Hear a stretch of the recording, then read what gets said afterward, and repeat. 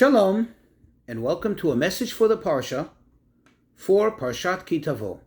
The very first mitzvah in this week's Parsha is the mitzvah of Bikurim. Bikurim means to bring from the first fruits of one's harvest, meaning from the beginning of the harvest, the very, very first fruits or the very first stalks of wheat or grain to sprout, to bring those particular first of the growth to Hashem, to the Bet HaMikdash, to the Holy Temple, as a gift, as an agent of acknowledgement of God's grace and kindness, and hand it over to the Kohen for consumption by the Kohen and his family.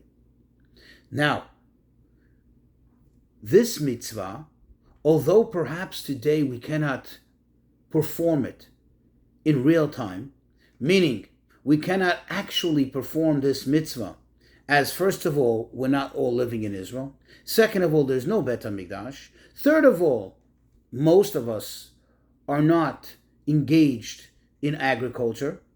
So how then does this mitzvah apply to us? In other words, what is behind this mitzvah? What is the idea of this mitzvah which we can each apply, adopt in our lives?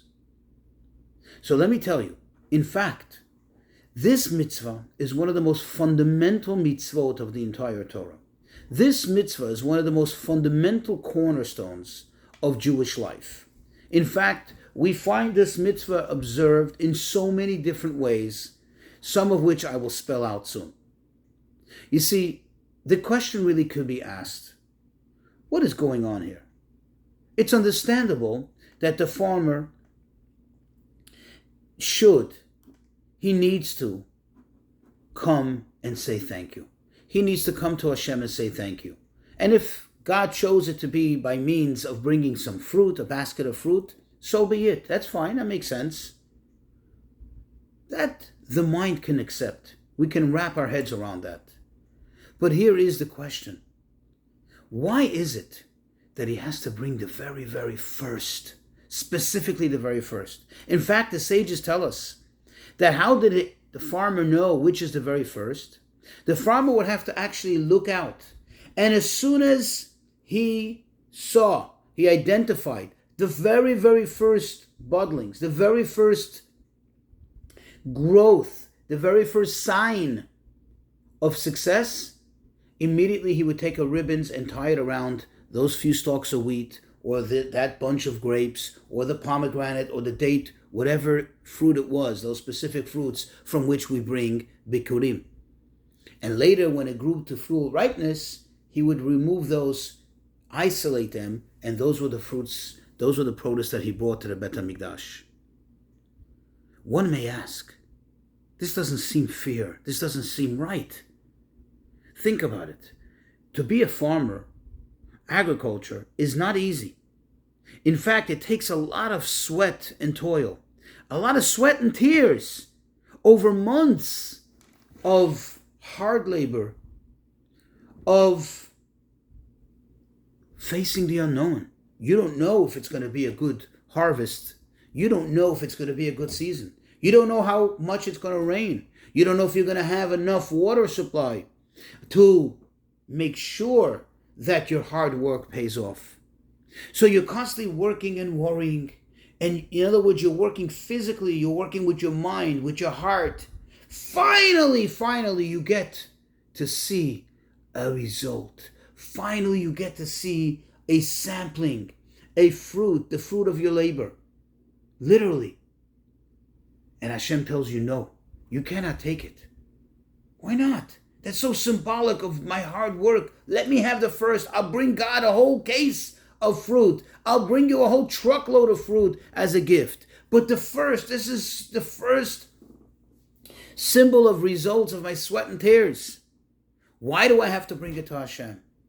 And the answer is because really what Hashem wants us to recognize and what we're acknowledging by performing this mitzvah, by carrying it out, is the fact that we realize, we know that although we have to do our part, although we have to work and we have to put in the effort.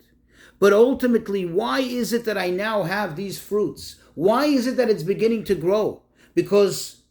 Exclusively because of my work? Is it only because of my hard labor that I put in or my smarts? No, it's because Hashem's blessings.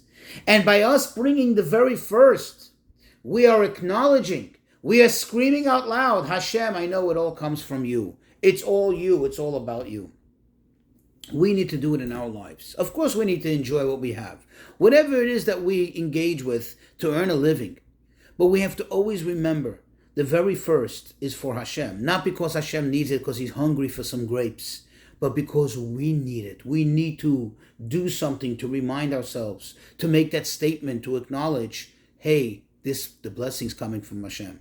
When we do so, that brings with it more blessing. Thus we'll have more to bring. We do the very same thing when we wake up every morning. Good example.